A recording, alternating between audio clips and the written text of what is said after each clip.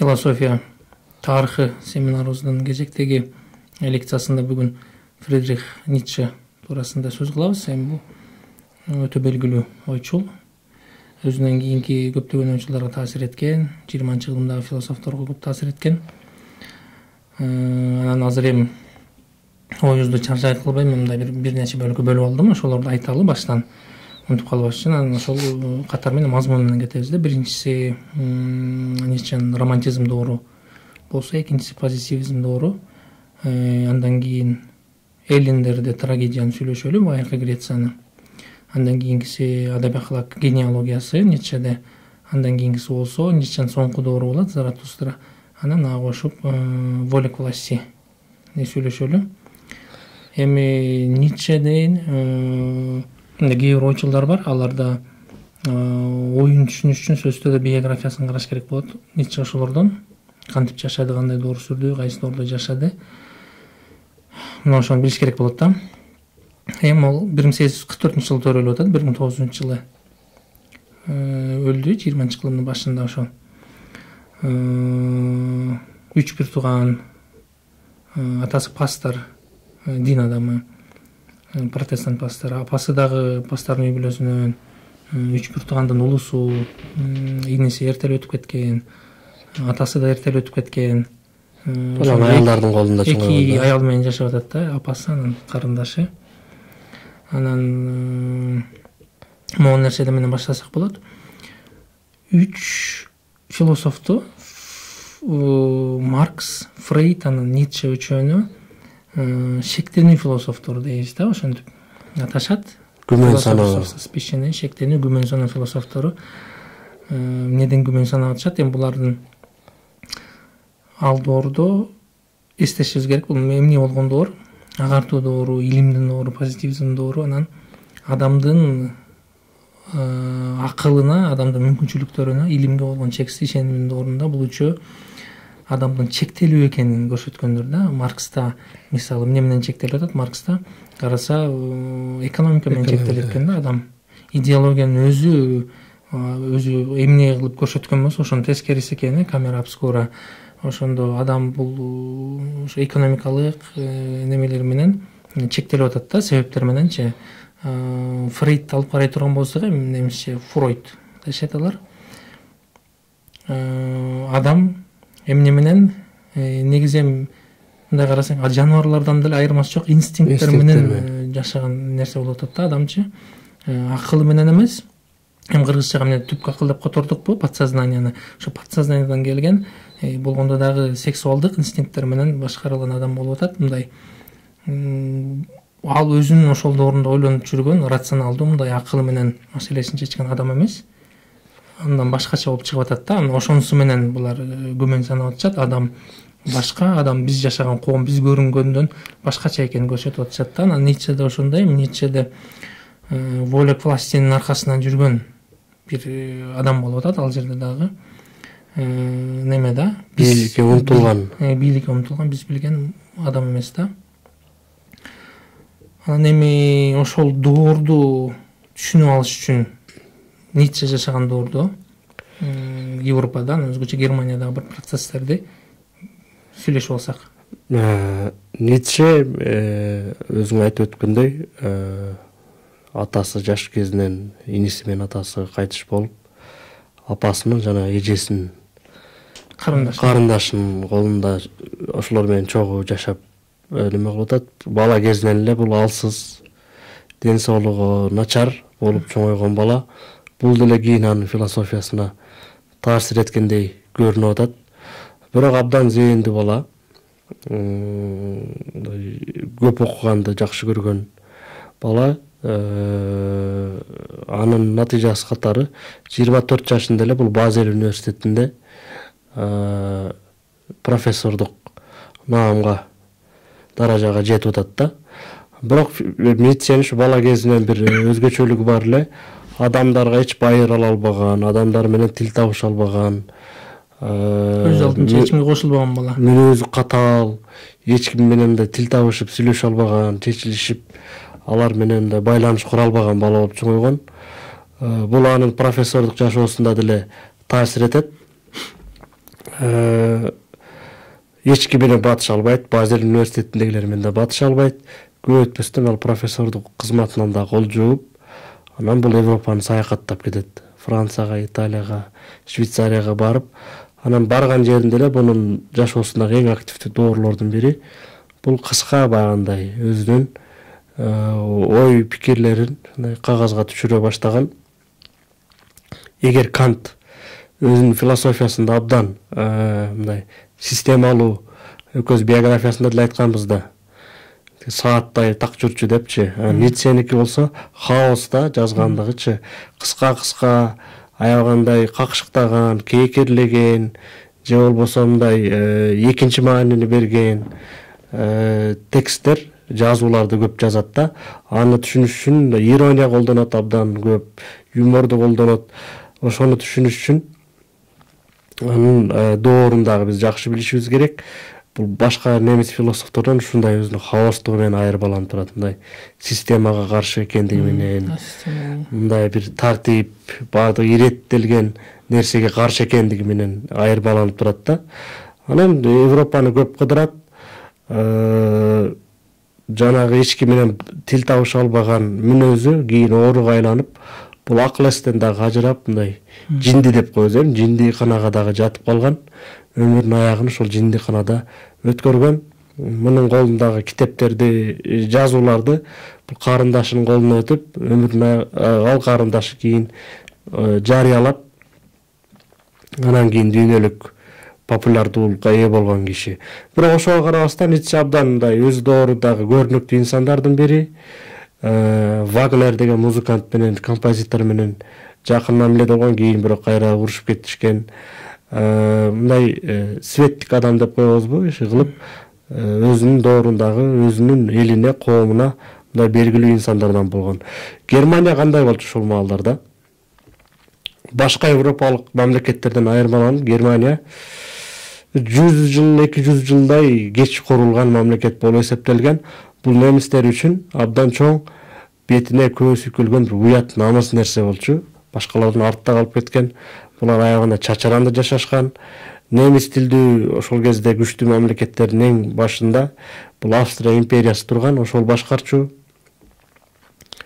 Пруссия деген дагы мамлекет болгон, ал дагы кийин империяга айланган. Пруссия мамлекетинде неме болчу? Андан сырткары эч кимге баш ийбеген шаарлар бар болчу. Андан сырткары азыркы биз билген Германиянын түштүк аймактары Францияга мындай көз каранды да айтпайбыз, бирок Франциянын таасирине абдан мындай дуушар болгон мындай ээликтер болчу да. Анан бүт европалык мамлекеттер Француз революциясы бүткөндөн кийин 1789 болгондон кийин Европада улуттук мамлекеттер пайда боло баштаганда, бирок Германия бул жараяндан кыйла артта калып кеткен. Анан немистерге ушундай суроо бул коюлуп, эмне үчүн биз мамлекетибизди кура албай жатабыз, эмне үчүн биз кура албаган жокпуз деген бир суроо коюлуп, анан ушул суроонун айланасында бул немистердин ичинде мындай национальный дух, улуттук аң сезим аябагандай жогорулап, ошол доорду алсак, мисалы үчүн немистер философияда, немис философиясы деген өзүнчө бир агым болуп кетип атат. Музыкада немис композиторлор ошол жерде ээлеп атышат. Адабиятта Гете, Шиллер деген сыяктуу инсандар чыгып атат да, мындай өркөр жылдыздардай болуп, караңгы асманда мындай жарык чачкан ушундай ар тармактан инсандар чыгып атат. Анан мамлекет кантип курулду буларда? Мамлекеттин бириктирүүчүсү, немис жерлерин топтоочусу бул албетте Отто фон Бисмарк, темир канцлер деген дагы лакап атка ээ болгон. Ал эмне кылып атат? Башында бул Пруссия мамлекетинде өкмөт башчы болуп келген король бар болчу, Вильгельм биринчи. Ага өкмөт башчы болуп келген. Кийин империяга айлангандан кийин бул канцлерге дагы, өкмөт башчыдан канцлер деген статуска дагы ээ болуп атат. Кандай киши болчу? Бул өзү табиятынан бул дипломат киши болчу. Бирок биз билген классикалык дипломаттардан айырмаланып, бул дипломатияда кара күчтү колдонуп коюу нормалдуу нерсе деп эсептечү. Эч кандай резолюциялар, эч кандай келишимдер сени жыйынтыкка алып келбейт. Натыйжа же максат темир жана кандын арты менен гана келип чыгат деген сөздү айткан киши. Анан абдан мындай өзүнө дагы ирония менен караган киши. Ал өзүнүн биографиясын айтып атпайбы? Тиги мен туулганда эле саясатчы болуп төрөлгөм. Себеби менин туулган күнүм 1-апрель деп атат да. 1-апрель күлкү күнү же болбосо День дурака дегендей. Ошондуктан бул мындай өзүн прирожденный табиятынан саясатчы катары эсептеген. Анан немис мамлекетин бириктириш үчүн Германия деген мамлекет түзүш үчүн бул эмне кылды? 1864-66 анан 70-жылдардын аралыгында Германия 3 мамлекет менен тынымсыз согушта болгон. Биринчиси бул Дания мамлекети болчу. Дания мамлекетин талкалагандан кийин 1866 жылы бул Австрия империясындагы согушпаларды дагы жеңген. Анан эң булардын күчтүү каршылашы болгон бул Франция болчу. Франция менен согушаардын алдында эмне кылып атат? Чыгыштан бизге кол салбай тургандай бир гарантия издеп кепилдик кылыш үчүн бул Орус империясы менен дагы келишимге барып, чыгыш фронтту дагы мындай кооптсуз абалга жеткирген. Андан сырткары Улуу Британия империясы, Британ империясы бар болчу. Алар менен дагы дипломатиялык байланыштар түзүп, Франция менен Британиянын ортосунда болгон мамилени дагы үзгөнгө жетише алган. Бул жерде француздардын өздөрүнүн дагы катасы бар болчу.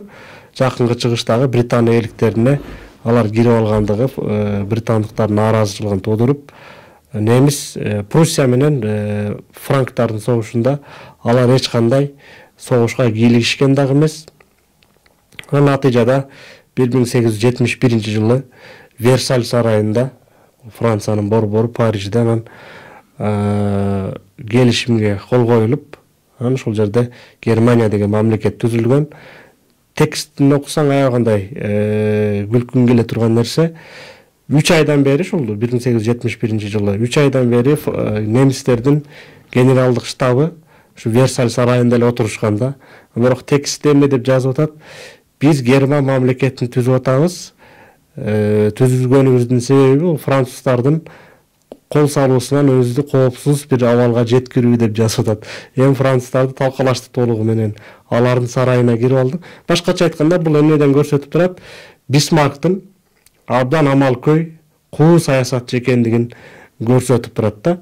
Анан немистер Бисмаркты аябаганда урматташат болчу. Герман мамлекетин түзүүчүсү, 22 монархия, анан 3 көз карандысыз шаар Германия деген мамлекеттин астына бириккен. Бул Бисмарктын маалында немис элинде улуттук дух, улуттук аң сезим аябагандай болуп көрбөгөндөй өскөн. Анан бул Бисмарктын өзүнүн характерин айтып атпайбыз, кара күч менен, куралдын күчү менен максаттарына жетип атат. Бул балким ошол Ницценин дагы философиясына түздөн түз таасир эткен деп ойлойм мен жеке көз карашымда. Себеби Ницценин сен өзүң айтып кетесиң, философиясында бул күчкө, кубаттуу күчкө аябагандай чоң маани бергендиги байкалат да. Бул Бисмарктын инсандыгы, инсандык бейнеси ошол өз доорундагы замандаштардын көпчүлүгүнө эле таасир тийгизсе керек деп ойлойм. Музыкада мисалы үчүн Вагнердин жанагы Валкириялардын учуусу деген музыкасын карап турсаң эле абдан чоң кубаттуу күч келет да, неме болуп турупчу. Жолсо Бетховендин симфонияларын окусаң абдан мындай. Бетховен музыкада революция кылган адам. Абдан кубаттуу музыкалар, мындай лирикалык музыкалардан чегинип, кайта эмеси деле бар да, Келизеси, Элизага деген музыкасы. Лирикалык музыкалар деле жаза алгандыгын көрсөтөт. Бирок кубаттуулукка абдан маани берген инсандар болуп атат да. Ошол Бисмарктын согуш аркылуу немис мамлекетин курушу сөзсүз түрдө Ниццеге дагы таасир эткен. Ницце ошол аскерди күчтүү согушту баалаган киши катары. Анан ошо сен Бисмарктын Германияны бириктириш боюнча айтып атканда мага могу нерсе келди да. Ушул окуялар, сен айтып берген окуялар, ундан кийинки доорлордо биринчи дагы, анан экинчи дагы дүйнөлүк согушка алып келген окуялар да, эми түздөн түз байланышы бар. Сен Парижде Версаль сарайында келип алып, немис мамлекетинин курулушун ошол жерде жарыя кылып атасың да.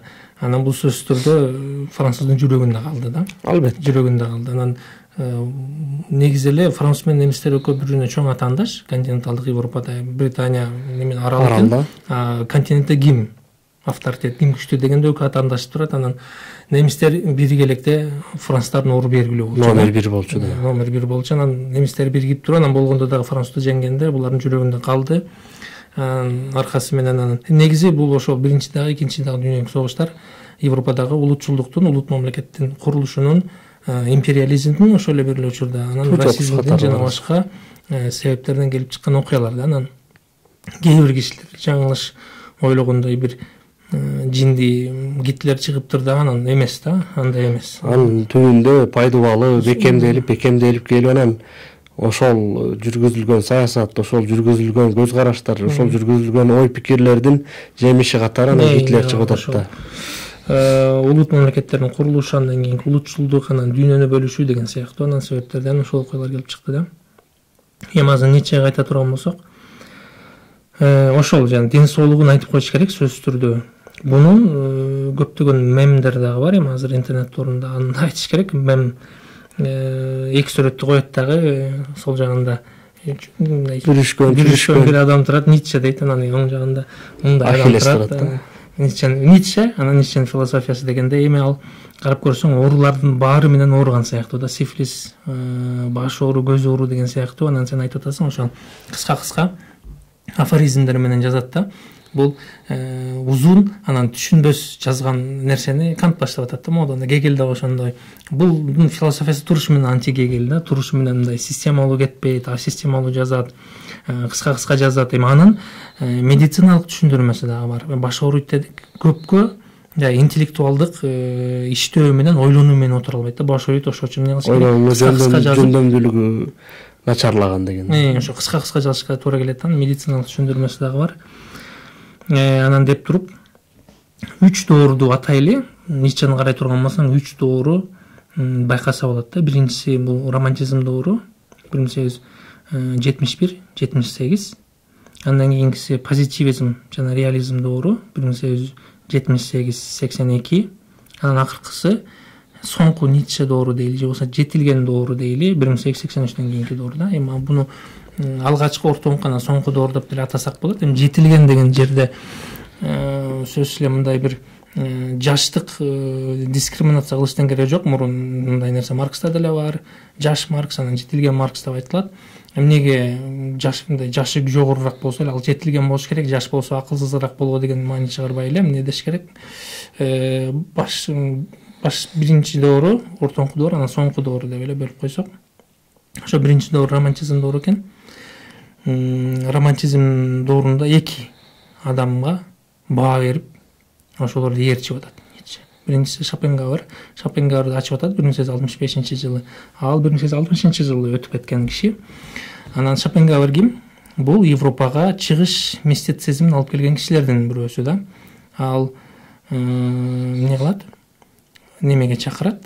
Ошо чыгыш мистицизмин алып келип, аскетизмге чакырат, жашоодон четтөөгө чакырат. Романтизм, анан ошонун таасири астында 1865-жылы Ницче Шопенгауэрди ачып атат, анан китептерин окуп атат, таасирленип атат. Бирок бир нече жылдан кийин Шопенгауэрдин көңүлү калат. Себеби дегени, ошо биз айткандай аскетизмди алып келди. Аскетизм эмне кылат? Жашоодон четтешке, дүйнөнүн жыргалчылыгынан баш тартышка, дүйнөдөн качууга чакырат, эрксиздикке чакырат да. Ницченин көзүндө эрксиздик, эң негизги эрк бул жашоого болгон эрк болгон үчүн жашоонун өзүн четке кагып атат да, керек болсо өлүмгө чакырып атат да Шопенгауэр. Анан бул нерсе Ницчеге жакпайт. Шопенгауэр демек нигилист экен. Эми нигилист дегенде биз нигилизм деген эмне өзү? Бул авторитеттерди, нормаларды, идеалдарды кабыл албаган киши да. Бирок ошол эле учурда Ницченин көзүндөгү нигилизм андан дагы маанилүүрөөгү бул эмне? Эрксиздик, эрктин жоктугу. Ницче ошондой көрөт да, эрктин жоктугу, жашоодон четтөө деген сыяктуу Шопенгауэрдин көңүлү калып атат да. Бирок ошол эле учурда 1868-жылы Вагнер менен таанышат. Анан көрсө, Вагнер дагы Шопенгауэрди сүйөт экен. Анан Шопенгауэрге болгон сүйүү Вагнер менен Ницче экөөнү бириктирип атат. Аны ээрчип жүрөт, аны менен дос, ал жүргөн жерлерде жүрөт. Анан ушу 1870 72 жылы чыгарган эмгеги Рождение трагедии из духа музыки деген ушу толугу менен Рихард Вагнерге арналган. Ошого арналган. Бул эми романтизм доорунда романтиктердин максаты эмне негизги? Мифти кайтарып келүү. Эми буга чейин дагы сүйлөштүк болсо керек эле. Романтизм негизи бул агартуу дооруна жооп катары пайда болгон агымда, агартуу доорунда баары акылга, баары эсепке, баары илимге багытталган учурда булар эмне кылып атат? Романтиктер жүрөккө, акылды өтө эле көбөйтүүдүң кишилер, эмоция, жүрөк деп жана эмоционалдуу кишилер анан улут дегенди романтикалаштырышат, эски мифтерди кайтарып келгенге аракет кылышат, жомокторду, анан ошону менен бирге сатанизм жана ушул классикалык адабиятты окусак, анча мынча сатанизмдин немелер, элементтери бар, ошолордун баары романтизм менен келет.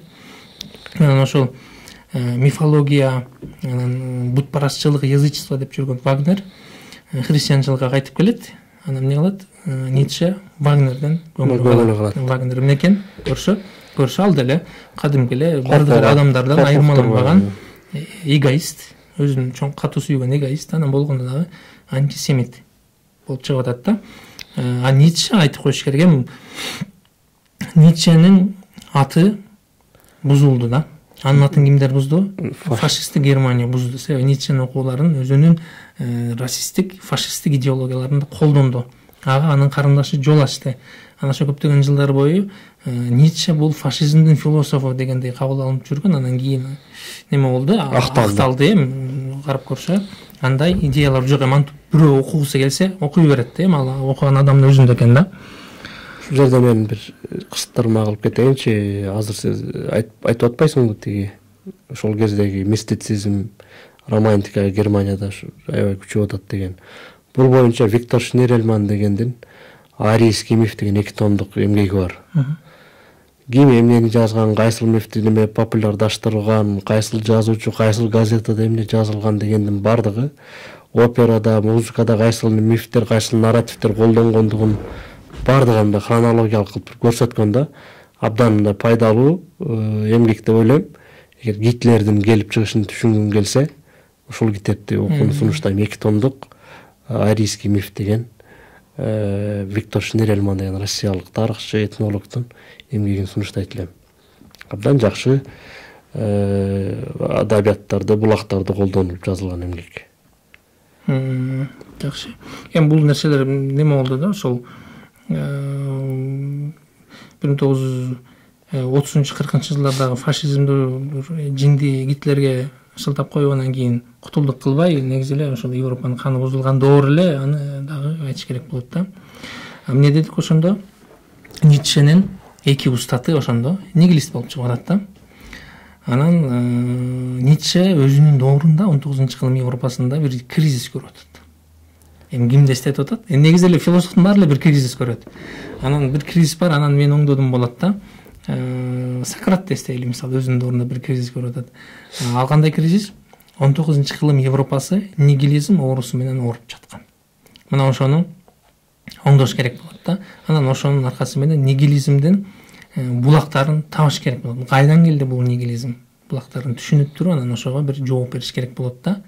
Анан ошондо Ницшенин философиясы эмне дегенде 2 сөзү менен айтыш керек болгондо, нигилизмдин булактарын табуу жана аны оңдоо десек болот да. Эми экинчи дооруна өтөлү, анда позитивизм доору 1878 жылы «Человеческое, слишком человеческое» деген китеп жазып атат. Анысы анти-Вагнер, анти-романтизм. Романтизмде кайтты. Вагнерден, Шопенгауэрден кайтты. Ал жерде уже агартуу доорунун, өзгөчө Вольтер деп сүйлөштүк эле, француз агартуу доорунун философу деп. Анан ошо позитивизмдин таасири байкалат. Ал жерде эмне кылып атат Ницше? Ал жерде мындай бир Гегельдин историзмине окшогон бир историзм менен диндин искусство аркылуу анан илимге кеткен жолун, тарыхый жолун көрсөтүп атат да. Эми жанагы тарыхтын аягы эмне менен бүткөнүн көрсөтүп атат да. Анан тарыхтын аягы дегенде бизге акылга ким келет? Алгач эле Фрэнсис Фукуяманын китеби келет. тиги эмне конец истории последний человек деген. Эми ал китепти мен биздин ушу жаш кездеги бир мода болгон деп сүйлөшпөдүк беле. 2009-2010 жылдарда мага ошондой сезилген, демек сага да сезилиптир ошондой университетинде жүргөндө Пауло Коэльонун бир модасы бар эле да. Коэльону окудуңбу, эмнени окудуң? Артта ошондой бир мода болгондо, анан ошол эле доорду мен азыр ошо Фрэнсис Фукуяманы кошо айтайын деп атам. Ошо Фрэнсис Фукуяманын ошо последний конец историясы да бир мода болгонбу деп мен ошентип эстеп атам. Ажемолудай болчу да. Бизде качан болду ал модасы? Ажемолунуку былтырларда болду окшойт, 2 жыл мурун, анан былтырларда. Ошо 2009-2010 же сабактан өттүк, сабактан өтпөсөк керек. Ошо мода болгон окшойт да. Последний конец историяда мен окудум эле Фрэнсис Фукуяманычы.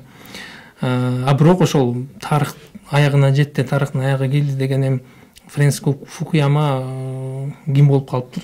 Гегель турганда да, Гегель ойлоп тапкан да, историзмдечи, мындай маңыздуу тарых, мурунку сабакта айтканбыз, Маркс менен сүйлөшкөндө, маңыздуу тарыхтын кандайдыр белгилүү максаттуу жолдорун басып өтөн, эң анда белгилүү бир нерсе менен аяктайт деген нерсеничи. Системалуу бир жолу бар деген. Системалуу жол. Эми ошол Гегельдин окшогон бир системалуу жол көрүнүп атат да. Бул жерде Ницчедечи ошондо эмне кылып атат? Дин, метафизика, мындай кылалычы, дин, искусство, анан кийин илим деп 3 нерсе бир этап менен өткөрүп атат. Анан бул жери таң калыштуу, чын эле таң калыштуу. Себеби деген Ницше дайыма ошол алгачкы доорунда дейт, анан кийин соңку жетилген доорунда Ницше дайыма искусствону бүт нерсенин башына койгон. Көркөмдүктү бүт нерсенин чокусуна койгон. Анан бул жерде эмне болуп атат? Искусстводан кийин ана илим келип атат да. Илим пирамидасынын чокусунда болсо философия туруп атат. Анан муну мындай кылып деле түшүнүп алсак, жаңылган болсак керек деп ойлойм. Вагнерден көңүл калгандан кийинки чыгарган эмгеги, анан Вагнер ким болуп атат? Искусство адамы да, санатчы болуп атат. Эми түркчө санатчы деген сөз бар, ал искусство менен алек болгон кишини санатчы дейт. Бизде санат деген сөздү угуп жүрөбүз, санат ыры жана башка деген. Анан санатчы деген бизде деле ошол эле маанеге кирсе керек демек, искусство менен алек болгон адам санатчы. Ошондой искусстводан кийин илим келип атса эмне болуп атат? Санатчы төмөн экен, илим адам, ойчулдан. Эми ойчул өзү, балким өзүн көрүп атат ал жердечи. Ошондо ойчул искусстводан кийин келип атат. Ошондой. Анан ошол китеби менен балким бул слишком человеческий китебин түркчө инсанжа, пек инсанжа деп которушкан. Инсанжа деген мүчө, бул эми кыргызчада деле бар. Аны мен эми башка которулушун көрбөдүм, бирок адамча, өтө адамча деп которсо туура болсо керек деп атам да. Ошол китебинин аты менен эле ошо Вагнерге адамча, өтө адамча, адам элесиң деп аткандай да. Ошондой бир жооп берип аткандай. Анан бул немеси искусстводан кийин илимди чокууга коюшу Ницченики тез эле өтүп кетет. Албетте ошо биз айткандай дайыма искусствону чокууга коюп жүргөн ал дүйнөнүн өзүн бир көркөм чыгарма катары көрөт да. Ницше бул Шеллинг сыяктуу. Шеллингте дагы дүйнө көркөм чыгарма, бирок Шеллингте көркөм чыгарманын аркасында жаратуучу бар да. А Ницченикинде жаратуучу жок. Кудай өлдү деп атат. Кудай өлдү деп, жаратуучу жок. Дүйнө өзүн өзү жараткан көркөм чыгарма болот. Анан ошол позитивизм доорунун эң акыркы ошо 1882 жылкы Веселая наука деген китеби бар. Ошону менен бүтөт. Анан ал Веселая наука чыккандан кийин 1 жылдан кийин 1883 жылы анын эң белгилүү эмгеги Так говорил Заратустра чыгып атат да. Ал эмгегин кыргызчаны которсок болот. Айткан экен Зардуш десек. Айткан экен Зардуш деп айтыптыр Зардуш десек, деп айтыптыр Зардуш. Же болсо деп айткан Зардуш десек болот. Так эми ошол Зардушка кириликтен мурун Ницше жөнүндө сөз кылганда сөзсүз түрдө айтып коюш керек болгон. Байыркы Грецияны сүйлөшүш керек болот. Эллиндерде трагедия деген бөлүм жана айткам. Ницше кесиби боюнча классикалык философ, классикалык филолог. Башкача айтканда латынча анан байыркы грекче билет. Ницше айтып атат, байыркы Грецияда эки башталгычтын гармониясы бар. Аполлончулук, анан Дионисчелик. Аполлон деген эмненин кудайы эле, ал адабияттын, көркөм искусствонун, акылмандыктын, жарыктыктын, логостун, илимдин кудайы сыяктуу да. Ал эми Дионис болсо шарапчылыктын кудайы, шарапчылыктын, мастыктын, шаңдын, оюн зооктун кудайы. Анан экөө бири бирине карама каршы болуп атат. Ушул эки башталгыч бири бирин гармониялап турат деп атат да Ницше. Анан эми биринчиден моуну айтып коелу. Ницшенин оюнда, Ницшенин көзүндө адамзат тарыхындагы эң мыкты адамдар байыркы Грецияда жашаган. Анан болгондо дагы жана башта айттык. Ницше эмнеге баа берет? Атаандашуучулукка, согушка. Анан Ницшенин оюнда мындай да, мыкты адамдар атаандаштыктан, күрөштөн, анан согуштан чыгат Ницшенин оюнда. Ошон үчүн байыркы Грециянын дагы белгилүү бир доору, өзгөчө Персия менен согушкан доорун эң көркөм доору деп эсептейт Грециянын, байыркы Грециянын. Эми ал демек кайсы экен, биздин заманга чейин 6-кылым экен да. Анан 3 трагикти алып карайлы. Байыркы Грециядагы белгилүү 3 трагик. Биринчиси Эсхил. Эсхил Ницшенин көзүндө гений. Ал трагедиянын эң мыкты үлгүлөрүн жазган. Анын трагедиясында театрда хор бар. Хор менен берилет трагедиялар. Ал Прометейди жазган, мисалы, ошол байыркы Грецияда эң белгилүү немелерден, образдардан Прометейди. Андан кийинкиси Софокл. Ал Ницше айтып атат, Софоклда уже жалаң мифтер менен эмес, уже аны хор менен берилбей, актерлор кире баштады театрга дейт. Бузулуп атат. Жөнөкөйлөш башталды. Жөнөкөйлөш башталып атат. Ницшеде миф маанилүү да. Анан кийин акыркысында Еврипидте уже миф эмес, жөнөкөй адамдардын окуялары чагылдырылып баштап атат да. Такыр бузулду деген. Бузулду деген нерсе. Анан Ницшенин көзүндө Еврипидти Сократ бузду болуп атат. Анан биз мурункула лекцияларда сүйлөшкөнбүз. Биринчи лекцияда Сократ сөз болгондо сүйлөшкөнбүз. Мифтен логоско, митостон логоско өткөн бир жол бар. Анан ошол жерде философия жаралып атат дегенбиз да. Фалес менен башталып атат, анан кийин досократиктер Фалес менен башталгандар, андан кийин Сократ башталып атат дегендей. Анан бүт Европанын баары Сократ менен философия башталды. Байыркы Греция биздин ошо бешигибиз деп аткан жерде Ницше эмне деп атат? Досократиктерди ошолорго баа берет. Ошолор мыкты адамдар. Сократ бузданын баары, поэт дагы, мифке дагы маани берет. Сократ менен бузулуп атат да. Сократ анын көзүндө теориялык адам деп коет. Бузук адам деп коет. Ал митостон логосту алып келип атат. Сократ эмне кылып атат? Дионисчилик башталат. Такыр калбады, Аполлончулук утуп кетип атат. Логос, акылмандык, ушундай жарыктык, тартип, эсеп кысап дегендер утуп атат дагы. Анан ошол учурда Сократ бул ахлак. Ахлак деп которобуз. Адаб ахлак деген сөз бар. Моральды баштаткан киши Сократ болуп атат да. Жакшы адам ким деген сөз. Эстей турган болсок, Сократтын философиясы эмне? Кантип жакшы болобуз? Жакшылык деген эмне? Жакшы адам, жакшы башкаруучу деген эмне деген категориялар болчу да. Ошондой моралдын турушу менен ошондой моральга Ницше каршы болуп атат да. Ошондо адамзаттын канын Сократ бузган болуп атат бечара. Анан ошол мораль, Сократ баштаган мораль Платонго жугуп атат. Андан кийин неоплатониктерге жугуп атат, андан кийин христианчылыкка жугуп атат дагы. Ошол моральды адамзаттын каны Сократтан баштап бузулган болуп атат да.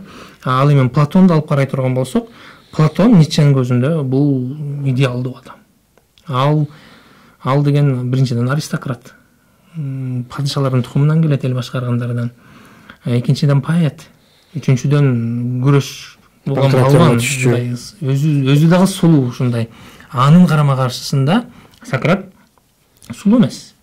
Аристократ эмес. Эми бул нерселер мына карагыла кандай коркунучтуу кулбасын, бул Ницше үчүн маанилүү. Ницше үчүн ак сөөк болуш маанилүү да. Аристократ эмес. Ал өзүнүн эң аркы эмгектеринин бирөөсүндө Сумерки идолов деген 1888 жылкы эмгегинде мындай деп атат да. Сократты кандай сүрөттөп атат? Биринчиден эми орусча айтам. Черин деп атат. Сөздү эле алып карайлы. Черин деген эмне? Кыргызча алганда кара таман эл. Караңгы эл да атайсың, черинде орусчада ушул сөз эмне турат? Караңгы, анан бул негативдүү мааниде айтылган сөз турат, мындай сабатсыз, караңгы деген мааниде, жөнөкөй деген мааниде айтылган черин. Анан безобразный дейт. А бул болсо орусча сырткы көрүнүшкө карата айтылган сөз турат, сулуу эмес. Бетин кебетеси сулуу эмес, балким жийиркеничтүү деген сөз болушу мүмкүн. Ушундай сөздөр менен айтып атат. Анан Ницше айтып атат, гректердин өздөрү суроо беришчү, сурашчу. Сократ өзү грек беле деп. Ницше үчүн грек болуш дагы маани, биологиялык жагына да, ошол жагына да болуп кетип атат. Эми бул нерсени карай турган болсоң, ачыгы коркунучтуу. Байыркы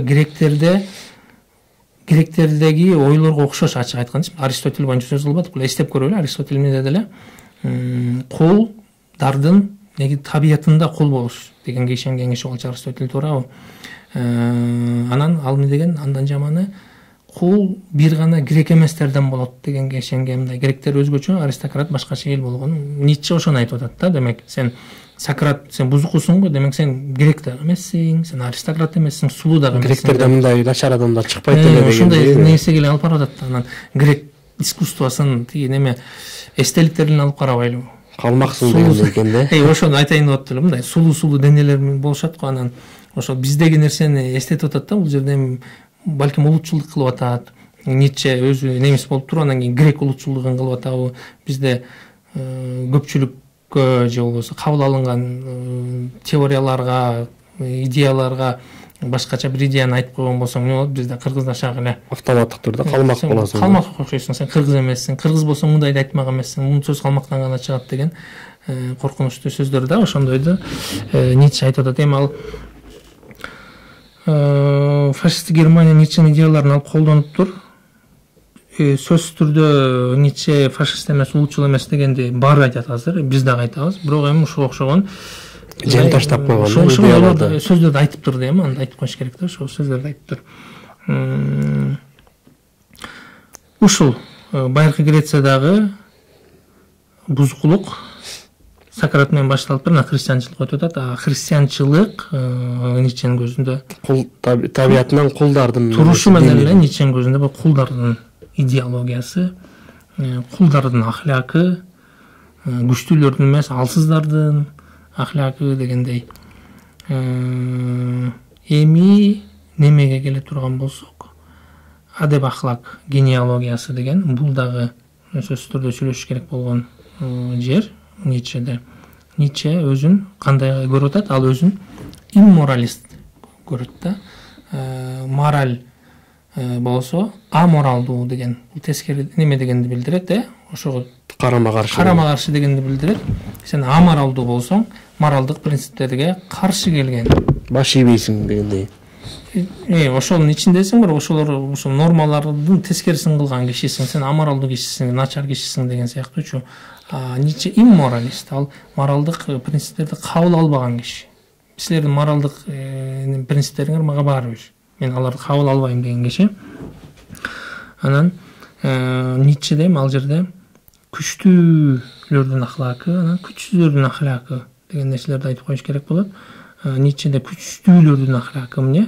Биринчиден күчсүздөрдөн баштайлы. Күчсүздөрдүн ахлакы бул кичипейилдик, эмне деген боорукердик, моюнсундуулук, кечиримдүүлүк деген сыяктуу, жанагы бир жагыңы чапса экинчисин тоос дегенде. Ибрахим диндеринде, бардык Ибрахим диндеринде айтылып жүргөн нерселер эмне деп атат? Күчсүздөрдүн ахлакы дейт. Күчтүүлөр болсо кандай дейт? Ал күчтүүлөр күч кубатка, намыска, мындай асыл сапатка маани берген кишилер деп атат да. Ницше айтып атпайбы тиги байыркы гректер дейт, Гомердин Илияда, Одиссейинде дейт, антип андай кечиримдүү, кичипейил, боорукер адамдар даңкталбайт деп атпайбы ал жерде.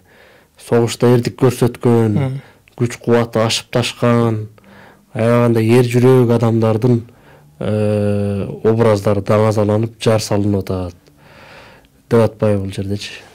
Эми ошо Ницшеде мындай эле нерсе чыгат да, ошондо күчтүүлөр жакшы, күчсүздөр жаман деген эле нерсеге алып барат да, ачык айтканда. Анан бул нерсени башка дагы бир дуализм менен берсек болот.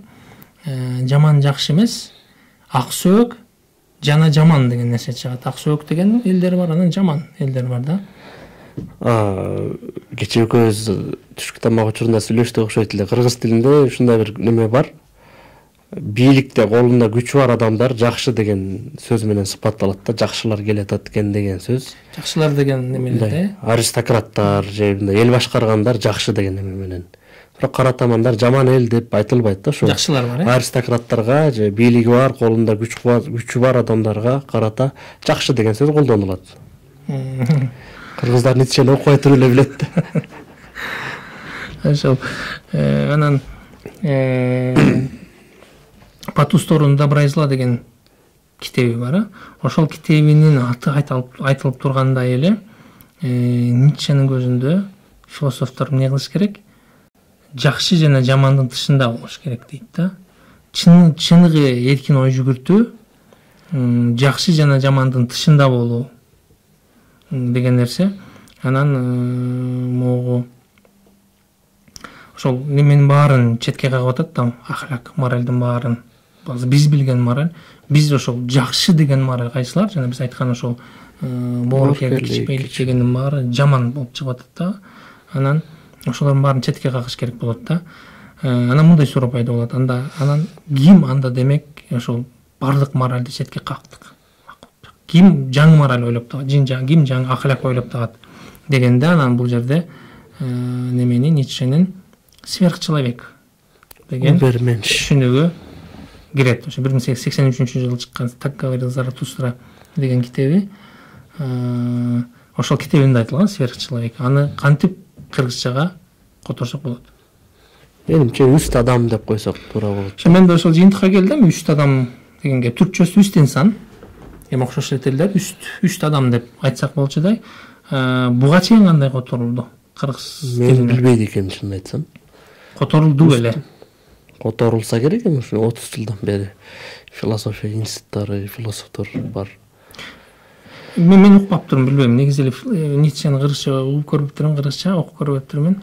Бирок эми ошончо киши жүрөт, ошо философиянын доктор науктары, кандидат науктары жүрөт. Которсо болмок да, эми билбейм, бир эле ал эмес, дагы башка көптөгөн түшүнүктөрдө. Так говорит Заратустрасы боюнча айталы, эми бул биринчиден Зартушт деген ким эле? Бул каяктан алып алды бул ысымды? Бул азыркы биздин чөлкөмдө туулуп өскөн байыркы отпарастардын пайгамбары. Персияда, Персия эмес, азыркы кезде бул Персиянын чыгыш бөлүгү дейт. Бизге жакыныраак азыркы немеге Орто Азия аймагында туулган киши деп атышат. Ушундай бир немеге биографиясында толуктуу тактоолордон биздин жерде иштеп койру эле. Төө кайтарган киши болгон өзү. Бунун атымы да, ысымы дагы ушундан келип чыккан. Төөчү дегенден Зардуш деген сөз. Төө кайтарган же төөчү деген ысымдан келип чыккан. Анан гректер аны өздөрүнүн тил эрежесине ылайыктап Зороастр деп, бул пайгамбар катары кабыл алынат. Зарастризм же отпарастык дининин түптөөчүсү катары кабыл алынган киши. Анан ал жерде өзүнүн моральдары бар. Тиги от баарынан ыйык нерсе, таза нерсе болот. Анан байыркы Иран дүйнөсүндөгү түшүнүктөр бар. Жаман, жакшы, дуалисттик көз караштары дагы. Бул реформалаган киши. Ахурамазда деген кудай бар. Анхрамани, ан терси, ага каршы дүйнөдө ак менен кара жашайт, жаман менен жакшы жашайт деген түшүнүктөрдү мындай реформалаган инсан болуп эсептелет да. Эми ошо Ницшеде мындай десек болот. Ницшеде Зардуштун ким экени маанилүү эмес, атын эле колдонуп атат да. Ооба. Атын эле колдонуп атат. Бирок ошол эле учурда ким экени маанилүү деп дагы койсок болот. Себеби дегени биз ошо биринчи лекцияда да сөз кылганбыз. Ошо биздин заманга чейин 6-кылымда дүйнөдө мындай бир өзгөрүүлөр болуп атат, ойчулдар чыгып атат деп. Конфуций Кытайда, бул жакта Зардуш чыгып атат. Байыркы Грецияда философтор чыгып атат депчи. Анан ошол Ницшенин көзүндө Зардушт бул ахлякты үйрөтүп баштаган алгачкы киши экен да. Ошондой көрүп атат. Ахлякты, жана сен айткандай жакшы деген бар, жаман деген бар. Ошону үйрөтүп атат. Ницшенин өзү, анан Ницшенин окуусундагы Зардушт, Ницшенин Зардушту ким? Ал ахляксыздыкка, то есть ахляк деген ошо жакшы жамандын четине чыгып кетүүгө чакырган киши да туурабы. Демек бул жерде Ницше эмне кылып атат? Ошол ахлякты баштаткан киши дагы, анан бүтүргөн киши дагы Зардуш кылып атат да. Мындай бул китеби философиялык трактат эмес. Бул мындай бир адабий көркөм чыгарма катары кабыл алса туура болот да. Ошондой неме чыгып атат. Аны китебин бир кандайдыр бир ыр катары, анан Зардушт болсо бир акын катары көрөт да. Немечи, Ницшечи. Анан бул китеби жөнүндө ою да аябай бийик. Ницшенин көзүндө бул өзүнүн эң терең, эң мындай маңыздуу китеби. Анан адамзат тарыхынан берилген эң чоң белек. Ницшенин эң чоң белеги эмес, негизи эле адамзат тарыхына берилген эң чоң белек да. Бул жерде Ницше немени деп айтыптыр Зардуш китебин. Инжилде эле көрөт да, мына Инжилде эле көрөт. Мен силерге белек бердим. Анан бир досуна жазган катында айткан экен, келечекте ошол Зардушту түшүнүү үчүн университетте кафедралар ачылат дептир да. Түшүнүш үчүн, аны интерпретациялаш үчүн деп анан канчалык Шопенгауэрдин таасири бар окшойт да бул жерде, өзүнө болгон сүйүү, ашыкча болгон сүйүү. Ишенимби?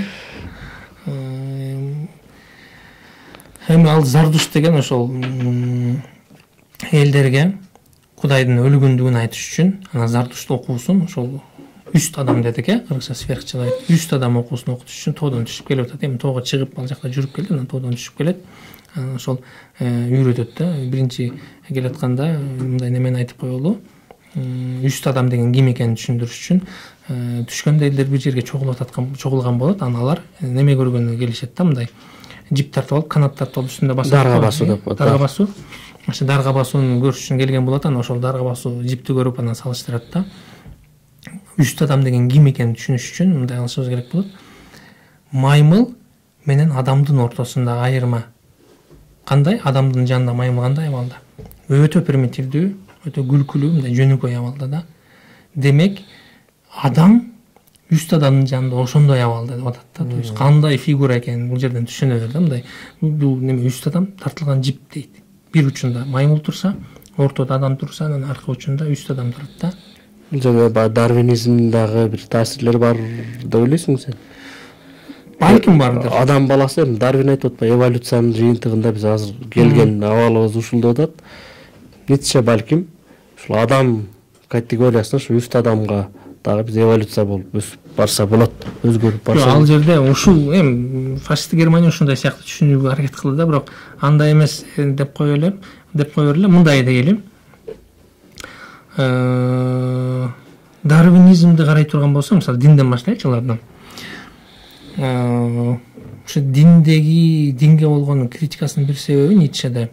Дин Ницшенин көзүндө неме дейт? Эми дин деген ал христианчылыктын деп атат. Анан бирөө сурашы мүмкүн, а исламчы деп. Исламга Ницше кызыкпайт. Өзү жашаган доор, өзү жашаган чөлкө христианчылык экен, ошого жасаган рефлексия кылып атат да. Анан христианчылык мындай дейт, адам идеалдуу жаратылган. Христианчылыкта кандай? Кудайга түспөлдөш жаратылган. Демек ал дагы жакшы болуш кереги жок экен. Адам өзү эң жакшы экен, туурабы? Анан ошонусу адамга өнүгүүгө жол бербейт деп атат. Ал эң жакшысын, эң мыктысын деп атат анысы деле динчи. Анан ошондой эле азыр дарвинизмди алып карай турган болсоң деле Ницшенин окуусуна кайра эле туура келбей калып атат. Себеби Дарвинде эмне болуп атат? Адам бул тамак аш чынжырынын эң чокусунда тура баарынан кыйын жаныбар болуп атпайбы, туурабы? Андан ары өнүксө болобу билбейм, бирок эң кыйыны болуп атат. Андан ары жок кетишчи. Өнүгүү ал дагы жол бербей атат да. Анан молдаган нерсени айтып коюшубуз керек болот. Дарвинде англисчеси survival of the fittest деген нерсени күчтүү деп түшүнбөш керек да. Ошондой жаңылыштык болушу мүмкүн. Күчтүүлөрдүн жашоодо калуусу эмес, fittest деген ыңгайлашкан деген сөздө эң ыңгайлашкан жашоодо калуусу. Теориясынын өзөгү бул жерде күчтүүлөр жөнүндө эмес, динозаврлар күчтүү болчу мисалы. Ошол да. Менин тамак аш чынжыржасынын эң башында динозаврлар турат да албетте. Бирок не болду? Жок болду, кырылып жок болду да. Ким жаңы шартка өзгөрүлгөн кырдаалга жараша ыңгайланыш алса, ошолор эң мындай күчтүү катарга алышат. Ошо ыңгайлашканы бул алардын негизги күчү ошо ыңгайланыша алганында да. Ошо ал сөз күчтүү болуш керек эмес да. Балким мыкты жашынат, тура, мыкты чуркайт же балким мыкты учат деген сыяктуу ошо эң ыңгайлашкан. Ал жерде күчтүү эмес экен да. Ницшеге бул жер туура келбейт. Ницшеден күчтүү болуп атпайбы? Муну эле алып карайлы. Бүгүнкү күндө эң күчтүү жаныбар арстан болсун. Анан уй, кой, дагы эмне, чычкан, тоок дегендердин саны менен карап көрөлү. Арстандын саны көппү же уйдун саны көппү дүйнөдө? Уйдун саны көп да. Демек уй эң ыңгайлашкан экен да бул дүйнөдө. Тиги немени эстетип коеюн, как раз бул жерде Хараринин биринчи китебинде, тиги Homo sapiens эмне деп атат эле? Биз буудайды колониалдаштырган жокпуз деп атат. Алар бизде кылды деп атат. Буудай адамды колониалдаштырган деп атат да. Эми бул жерде эмне кылып атат? Ошондо буудай адамдын колу менен эң ыңгайлашып атат дагы өзүнүн тукумун улап атпайбы? будай жыл сайын будай эгесиң, тонналап, миллиондоп тонналап будай эгесиң да. Эң ыңгайлашып атат да. Ал өзүнүн максатына жетип атат. Ошол сыяктуу эле балким койлор бизди колониялдаштырган эмне болот? Ницчеге карай турган болсокчу, туурабы ошолор өз максатына жетип эң ыңгайлашыптыр да. Ницчеде эң күчтүүлөр өз заманында эң күчтүү болот дагы бар, өлүп кете берет деп атат да. Эң ыңгайлашкан жашай берет. Ошол үчүн балким Дарвиндин окуулары Ницченикине туура келбеши да мүмкүн да. Анан ошондо мындай суроо пайда болот. Үст адам деген ошондо ким? Бул жаңы биологиялык түрбү? Анын түшүндүк жаңы биологиялык түр эмес да. Бул бир мындай деп түшүнсө балким туурараак болот. Адамдын өзүнүн үстүндө өсүүсү дейбизби, дагы эмне деген кыргызча сөздөр бар. Буддизмдеги бар нирвана деген неме, бирок так маанисин бербейт. Бирок мындай бир жаңы бир немеге, жаңы бир абал дейбизби? Абалга бир кырдаал немеге туш болуусу же дуушар болуусу да. Мындай нирванага абалына кирүүсү, аябагандай жогорку чекке жеткен бир абалы катары карасак болобу мындай. Ошол мындай бир неме эмес да, бул жерде мына могу адам үст адам дегидей эмес да. Үст адам деген окуусу мүмкүн эмес. Себеби үст адам кандай болот, ичи кандай мазмун менен толтурулат деген нерсени Ницче айткан жок. Бул Ницченин бир өзгөчөлүк жагы. Мен окуум мындай, жооптор менде, мына менден уккула дебейт да. Анын китептери кандай? Кыска-кыска афоризмдер менен мындай көздү ачуучу идеялар менен берилет да. Ошол Гегельден айырмасы кандай? Гегель эмне болуп атат? Тарыхты баарын көрсөтүп койду дагы, мына Пруссия менен тарых аяктап атат. Менден кийин философия мүмкүн эмес деген киши да. Менден үйрөнөсүңөр деген киши. Анын жанында Гегель эмне деп атат? Бизди өзүбүздү ойлонууга түртүп атпайбы? Идеяларды айтып коет, калганын өзүңөр ойлонгула. Үст адам деген бар, ичин мазмун менен толтурган жок да. Бул маселени ошол жаңы акылакты ким жаратат деп жана сурадык. Ошол жерде мындай дейт да, ал маселени Ницче менде деген жок жобу. Ал маселенин жобу бизден кийинки адамдарга калтырып койду. Өзүнүн дорун айтып, өзүнөн кийинки адамдарга калтырып койду, жаңы философторго калтырып койду да. Жаңы философтор мына ушул маселени чечет, жобун табат деп атат да. Анан ал мындай деген, ошо биздин доордогу ахлак, өзүнүн доорунда ахлак бул жаратылышка каршы деген да. Теги христианчылык, социализм, либерализм деген сыяктуу, индустриализация болот деген сыяктуу таарыныч ахлактары дейт. Алар табиатка каршы дейт да. Таарыныч деген жерде бул эми көрө албастыктан келген таарыныч деп түшүнүшүбүз керек. Жаңы доордун адамдары, жаңы философтор ошол адамды кайра жаратылышка кайтарып келет дейт. Анан ошо жаңы доордун философтору ким дегенден жообу ошол үст адам чыгат. Анан үст адамдын кандай экенин уже бизге калтырып атат да. Ошо ичинде маңызы мына могу адам үст адам дей тургандай эмес да. Анан үст адам балким пайда болгондо анан түшүнүшүбүз мүмкүн. Же болбосо бир эле учурда бул үст адам, мен үст адам болбошу мүмкүн, мындай ошондой деңгээлде өсө алдымбы, өсө алган жокмун деген нерсе чыгат да. Мен тиги үст адамга жеткенге чейинки эки абалды жөнүндө айтып бербейсиңби? Тиги төө анан ошо немеде деп айткан Зардуш китептин баш жагында эле три превращения деген кичинекей бөлүмү бар. 3 айлануу деген. 3 кубулуш. Кубулуш. 3 кубулуу бар. Эми ал немени түшүндүрүп атат да, үст адам кантип кубулуп. Жакшы нерсе үст адамды түшүнүүгө. Биринчиси төө, дух биринчи төөгө кубулат дейт. Төө болуп кубулат. Төө деген ким? Бул оорчук көтөргөн жаныбар. 40 күн суу ичпей чыдап жүрө берген жаныбар да, чыдамкай жаныбар. Ошо өзүнүн доорундагы адамдарды акыркы адам деп айтат. Акыркы адам өзүнүн доору бул уже илим техника өнүгүп аткан эле доорда. Анан ошол акыркы адам эмне экен? Илим техника өнүккөн бакубатчылык доордо мындай жашаган адамдагы, демек бакубатчылык доор болгон үчүн мындай алдыга умтулууга эч нерсе жок, мындай эми уйкуда болгон адам да, акыркы адам. Үст адам болсо жок, жаңы нерсеге умтулган адам болуш керек. Ошол үчүн төө эмне кылат? Бул өзүнүн чейинки бардык жанагы идеалдарды, моралдык стандарттарды ташып жүргөн, баалуулуктарды, салттарды ташып жүргөн жаныбар. Ошолордун баарын ташып жүрөт. Андан кийин аркасынан арстан болуп кубулат. Арстан бул өтө күчтүү жаныбар. Анын руху жетет. Төөнүн ташып жүргөн жанагы салттарды, моралдык стандарттардын баарын четке какканга күчү жетет. Анын баарын кабыл албайм да, ары бери сапырат. Бирок арстан жаңы баалуулук жарата албайт. Андан кийингиси деген келип атат, ымыркай. ошол ымыркай анан жаңы баалуулук жаратат. Арыстан талкалайт, бирок жарата албайт. Арыстан жырткыч, бузуучу күч жарата албайт. Ымыркай нөлдөн баарын баштайт. Нөлдөн баарын баштайт болот. Ошол ымыркай анан үст адам болуп жаңы адамдар болсо керек. Ницше өзү менин бул чыгармамды 200 жылдан кийин адамдар түшүнөт деген. 21-кылымдагы адамдарды айтканда, ушул адам биздин доордук адамдар башкача адамдар болот деген. Башкача адамдар болдукпу? Мен оймоюнча болбодук. Төбүбүз. Дагы деле төбө болушубуз мүмкүн. Арыстан дагы эле болушубуз мүмкүн. Анан бул жерде ошо ымыркай деп калдык. Мен айтып коелу. Кубриктин фильми 2001-жылкы 2001 Одиссея, космическая Одиссея 2001-де ал жерде карай турган болсок, эмне болот атат? Үчкө бөлөт ал жерде да турабы?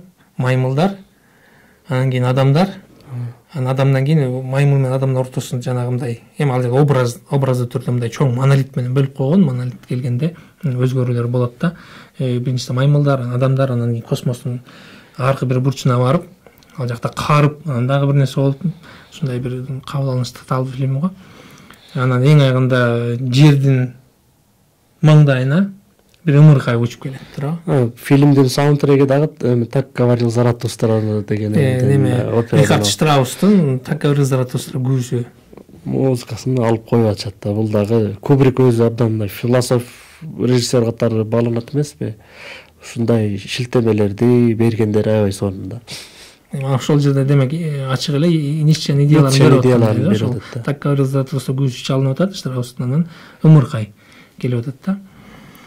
Биз кечээ экөөбүз эми бул көрүүчүлөргө дагы бир фильмди сунуштап кетсек болот. Эми бул түздөн-түз Ницшеге туура келбеши мүмкүн, бирок экөөбүз кечээ да талкуулаганбыз түшкү тамак учурунда. Мен студенттериме айтсам көбү көргөн эмеспиз деп айтат. Бул эми Кубриктин фильмине караганда салыштырмалуу жаңы, бирок мен студенттерим үчүн эски кино катары кабылданат. Бул «Матрица». Эже сиңди эмес, эми ал кезде ака-ука Вачовскилердин киносу. Ал жерде деле ушул башында бардыгы капсулада, анан Морфеус келип Неого дары берип атат, анан көзү ачылып атат. Анан укмуштуудай багындай кунг-фунун элементтерин үйрөнүп, Арстандай болуп, анан агент Смиттер менен мушташып атат дегендейчи. Бул дагы балким ошол идеядан таасирленгендир. Фильмдеги Нео үст адам го андай? Үст адам, бул жаңы адам. Анан бир немеси бар го, эпизод тиги капсуладан чыгып бир чачтары дагы таза болуп, мына жаш баладай болуп туулгандай болгон жери дагы бар да. Балким ушул Ницшеден таасирленгендир. Эми негизи ошо кинематография ошого режиссерлор көп негизи кандайдыр бир идеяларды берейин, ошо образдар менен деген ошо көп фильм көрүш керек деген немени кеңешти биз студенттерибизге көп айтабыз. Анан Ницшенин дагы бир сөзү бар. Эң провокативдүү, эң мындай мээңди мындай уйгу туйгусу алып жибере турган сөзү бар. Бул Кудай өлдү деген. Өз доорун эми азыр группаңа сен сабак өткөн учурда ушинтип айтып көрчү, кандай реакцияны көрөт экенсиң да студенттерденчи? Кудай өлдү деп. Ал мезгилде айткан нерсе. Ал кездеги айткан. Ошо жана Зардуш тоодон түшүп кел дедик го, ошол 3 адам окуусун үйрөткөн. Бирок андан мурун Кудай өлдү деген нерсени айтыш үчүн Зардуш түшкөн да. Ал Кудай өлдү дегенди физикалык бир кубулуш катары карабаш керек деп ойлойм да. Түрдечи ал Ницшенин көзүндө буга чейинки адеп акылактардын бардыгы өлдү. Мурункудай ал христианчылыкты миң жаман көрсө дагы бул адамдардын моралдык жактан бир багытка салып жол көрсөтүп турган бир нерсе болчу. Анан өз дооруна келгенде ошол христианчылык өзүнүн функцияларын, милдеттерин аткара албай калды. Шаарлашып атышат адамдар, индустриализация болуп атат. Ошонун бардыгын Ницше көрүп туруп, адамдардын жүрүм турумунда болуп аткан өзгөрүүлөрдү дин же чиркөө же мындай контролдоп көзөмөлдөй албай калган да. Анан ушунун баарын көрүп туруп, Кудай өлдү, адап акылактар кармалбай калды, баш ийбей калды адамдар деген нерсе майлиде айтып атат да. Ошол Ницше Кудайды өлтүргөн жалгыз Ницше эмес да. Ал өзүнүн коомундагы болгон окуяларды айтып атат да. Ал жерде позитивизм, илим деген күчөп атат. Анан ушу мурун андан мурунку доордо дайыма борбордо болуп келген дискурс, Кудай деген дискурс 19-кылымда акырын четке жылып атат да. Ошол өзүнүн коомун көрүп деле айткан сөзү да болчу, Кудай өлдү деп. Бир ал Зардуш айтат, Кудай өлдү, аны биз өлтүрдүк деп атат да. Анан бул сөзү менен эмне дейин деп атат?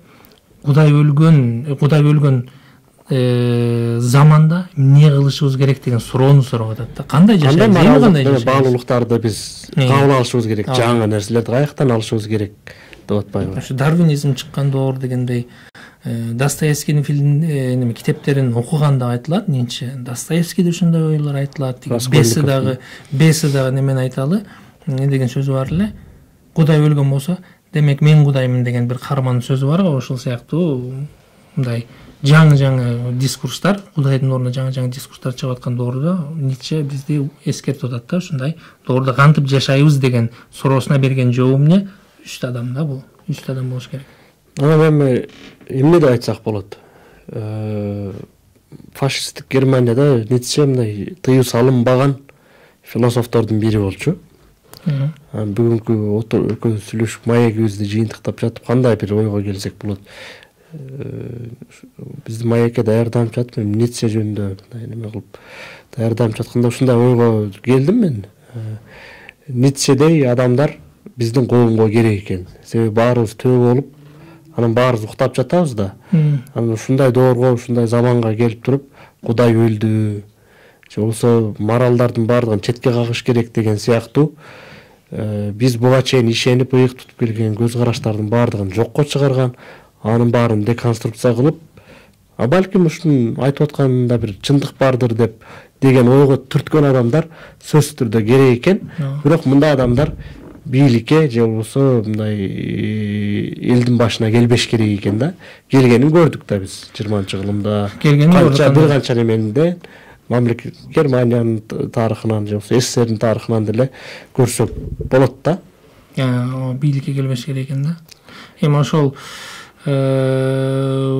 фашисттердин аркасы менен бузулган аты ушу 20-кылымдын ортолорунда кайтала баштады. Ал жерде Кауфман деген америкалык философия тарыхчысы бар экен, ошонун Ницше Philosopher, Psychologist and Antichrist деген китеби бар экен, 1950-жылы чыккан. Ошого окшогон китептердин аркасы менен аты акталыптыр да Ницшенинчи.